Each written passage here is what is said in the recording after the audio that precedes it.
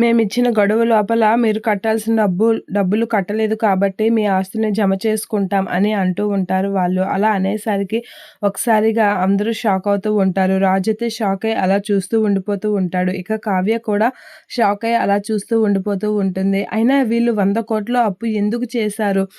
అసలు 100,00,00,000 అప్పు అవసరం వీళ్ళకెందుకొచ్చింది? అనైతే అంటూ ఉంటుంది ధాన్యలక్ష్మి చాలా గట్టిగా.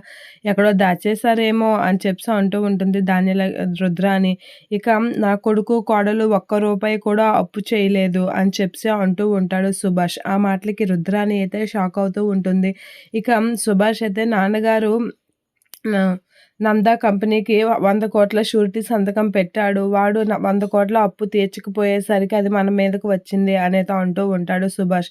ఆ మాటలకి ధాన్యలక్ష్మి, రుద్రాని వీళ్ళైతే షాక్ అయ్యి అలా చూస్తూ ఉండిపోతూ ఉంటారు. ఇక అపర్ణ కూడా షాక్ అయ్యి అలా చూస్తూ ఉండిపోతూ ఉంటుంది సుభాష్ అన్న మాటలకి. అక్కడికే వచ్చిన సీతారామయ్య, బామ్మ వాళ్ళైతే బయటే ఉండి మాటలన్నీ వింటూ ఉంటారు. ఇక వీళ్ళు 100,00,00,000 అప్పు తీర్చుకుంటారో, జమ చేసుకుంటారో మాకు అనవసరం. మా ఆస్తిలో మా వాటా మాకు ఇచ్చేసాక మీరు అనామకులకి ఎవరికి దానం ధర్మాలు చేసుకుంటారో, షూరిటీ సంతకాలు పెట్టుకుంటారో మీ ఇష్టం అని చెప్పేసి అంటూ ఉంటుంది ధాన్యలక్ష్మి. అలా అనేసరికి ఆ మాటలన్నీ బయటే విని సీతారామయ్య అందరూ అయితే వింటూ ఉంటారు. ఇక ధాన్యలక్ష్మి ఆడిన మాటలకైతే షాక్ అవుతూ ఉంటారు కావ్య, రాజ్. ఇక తాతయ్య అయితే అలా వింటూ ఉంటాడు.